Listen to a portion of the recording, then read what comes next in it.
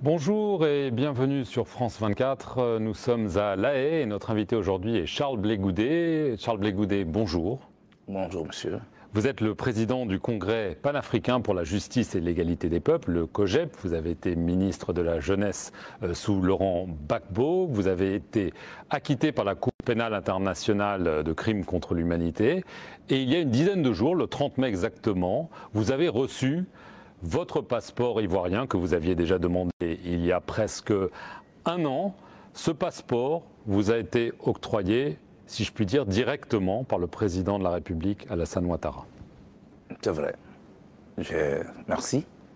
J'ai d'abord reçu le chef de cabinet du président Alassane Ouattara, ici à La Haye même, le 5 avril dernier.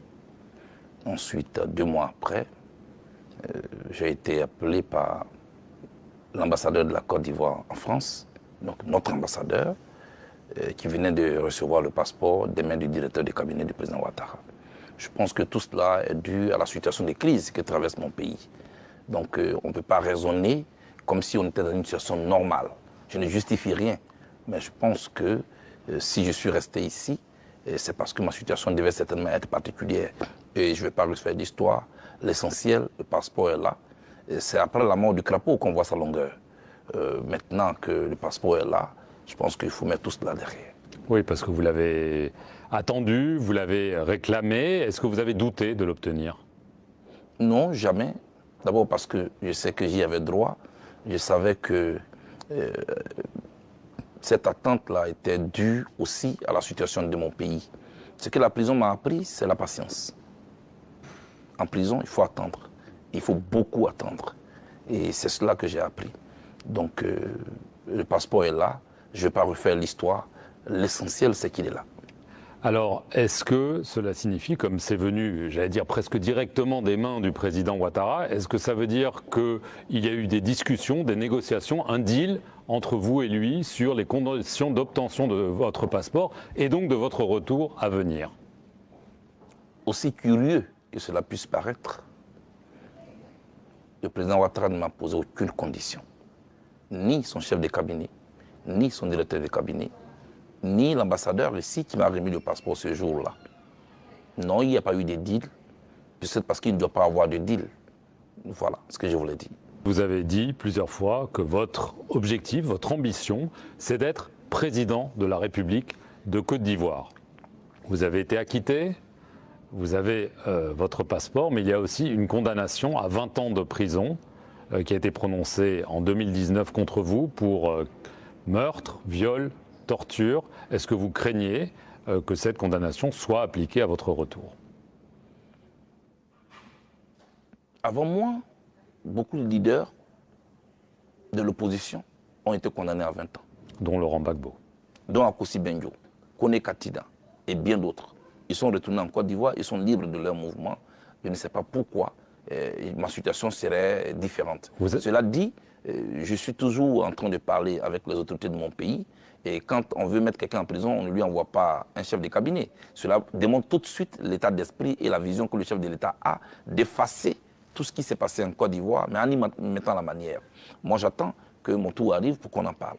Vous avez donc obtenu des garanties que... Pas pour le moment. Nous sommes en discussion. Mais déjà, vous savez que dès les premiers pas d'un poussin, on saura s'il devient coq ou pas. Moi, j'observe simplement que le chef de l'État est dans de bonnes dispositions pour qu'on ne puisse pas retourner dans des situations conflictuelles. Évidemment, la question se pose maintenant de votre retour. Vous avez donc le droit, de façon officielle, administrative, de rentrer en Côte d'Ivoire. Quand est-ce que vous allez rentrer, Charles Blé Goudet? J'ai quitté la Côte d'Ivoire sous fond de crise, comme je l'ai déjà dit. Je vais rentrer sous forme de paix. Je veux un retour concerté avec les autorités de mon pays. Il y a donc des discussions sur votre retour en ce moment même? Tout à fait, parce que ce passeport me permet tout de suite d'acheter un billet d'avion et d'aller en Côte d'Ivoire. Je n'ai pas besoin de visa. Mais à quoi ça sert tout cela? Je pense que nous avons commencé une discussion que nous devons terminer. Je suis en contact direct avec le chef de cabinet du président de la République pour que nous créions les conditions d'un retour apaisé. Et notre pays en a besoin. Voilà, Charles Blé Goudet, ange pour les uns, mais pas forcément ange pour les autres. Démon même. Il faut discuter de tout cela. Je pense qu'on y est presque. On y est presque, c'est quoi? D'ici quelques semaines, vous serez à Abidjan? Vous serez informés dès que nous avons une date. Mais c'est une question de semaines, pas de mois, on est d'accord. Vous savez, quand on a fait 11 ans hors de son pays, et qu'on a attendu 1 an pour avoir un passeport, pour retourner dans un pays qu'on a quitté il y a 11 ans, il y a des dispositions à prendre. Et je pense qu'il ne faut pas tout de suite se jeter dans la précipitation. Je vais parler avec les autorités de mon pays, je vais leur proposer 1 ou 2 dates, et nous allons discuter pour pouvoir arrêter un agenda commun. Quand vous arrivez, vous allez voir le président Ouattara? Quand on arrive dans un village, il faut aller voir le chef du village. C'est une tradition africaine. Je vais demander à voir le président Ouattara. Même avant que je ne parte, je formulerai ma demande d'audience. C'est le minimum. Est-ce que vous seriez prêt éventuellement à travailler avec lui, pour lui? On travaille toujours pour la Côte d'Ivoire et non pour une personne. C'est son président. Vous pourriez peut-être, je ne sais pas, devenir ministre ou c'est totalement exclu? On n'en est pas encore là. J'attends aussi beaucoup de bruit comme ça, du genre Blé Goudé va rentrer dans le gouvernement du président Ouattara. Vous pourriez me dire non, c'est un ennemi politique? Non, déjà, nous sommes 26 millions d'Ivoiriens et beaucoup de jeunes de mon âge. Si déjà, à chaque fois qu'il doit y avoir un gouvernement qu'on doit former, des gens me donnent un destin ministériel, je ne vais pas bouder cela. Mais seulement, pour moi, l'opposant doit être dans son registre d'opposant qui critique, qui propose. Et puis le gouvernant, il gouverne. Il faut que nous apprenions cela. Les positions variables à tout moment selon les petits intérêts du moment, c'est cela qui est le mal de l'Afrique. On peut aider son pays sans forcément être ministre. Moi, je veux marcher droit, je veux marcher correct. Alors, vous avez passé des années en détention juste à côté d'ici avec Laurent Gbagbo. Vous avez souvent dit que c'était votre père. Lui est rentré, maintenant vous allez pouvoir le faire, mais il y a une chose que vous n'avez pas faite, c'est adhérer à son nouveau parti, le PPACI, qu'il a lancé il y a quelques mois. Tout d'abord, est-ce qu'il vous l'a proposé? Non, jamais. Ni directement, ni indirectement. D'ailleurs, je n'ai jamais été membre de l'ensemble lui-même. Comment pourrais-je être membre d'un sous-ensemble? Le PPACI sort du ventre du FPI, duquel je n'ai jamais été membre. Donc, n'ayant jamais été membre de l'ensemble, je ne me vois pas membre d'un sous-ensemble.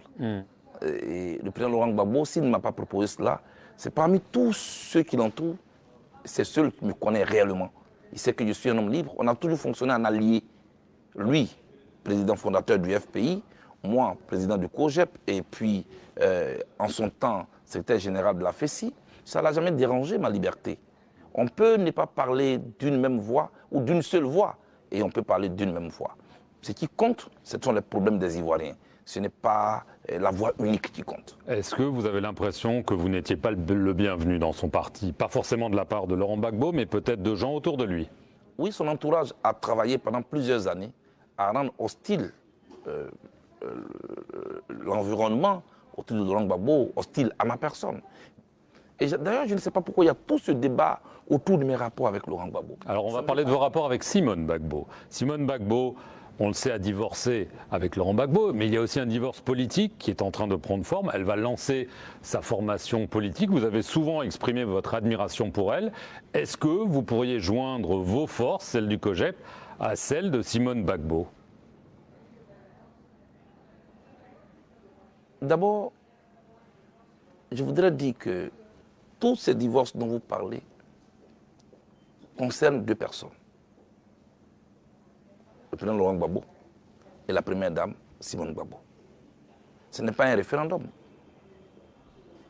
C'est un contraste galactique entre 2 personnes, 2 individus.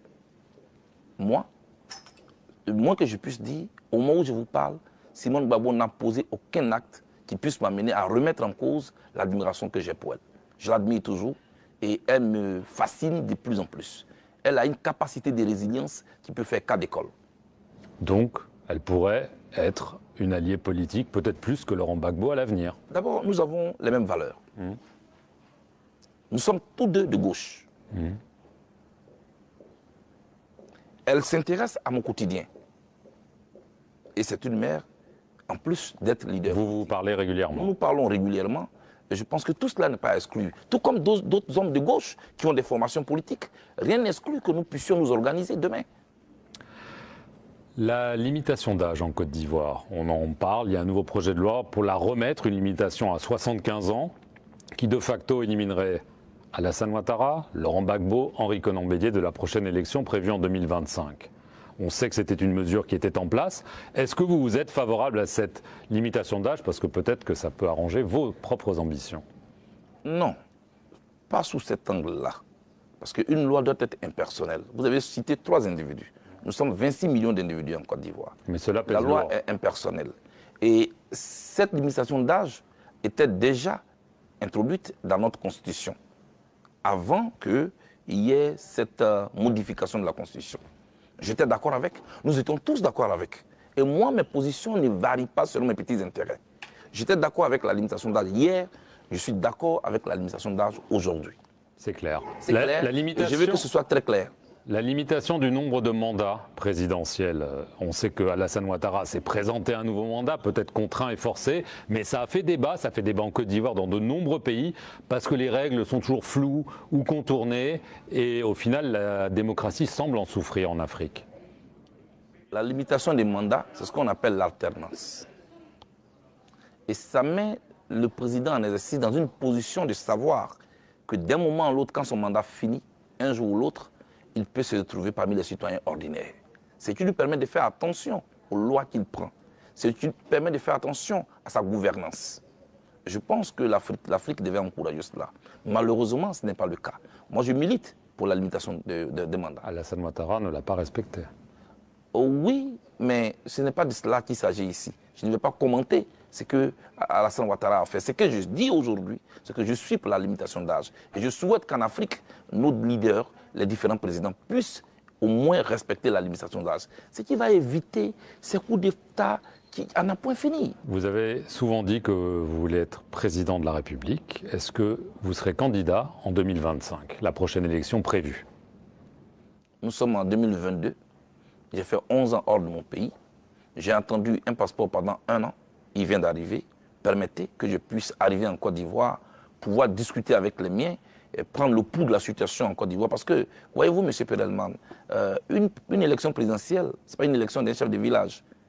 Voilà. Une élection présidentielle est un rendez-vous entre une personnalité et un peuple, mais aussi un contexte. Quel sera le contexte au moment où j'arrive? La Côte d'Ivoire a changé derrière moi. Je pense que ce n'est pas une décision qui m'appartient moi seul. J'ai une équipe, j'ai un parti, j'ai des alliés, j'ai des amis que je vais rencontrer. Et des ambitions toujours. Et mes ambitions ne sont pas au-dessus de la situation de mon pays. Ce n'est qu'une ambition. Charles Blé Goudet, merci beaucoup d'avoir répondu aux questions de France 24 depuis La Haye. Merci à vous d'avoir suivi cet entretien. Restez sur nos antennes pour plus d'informations.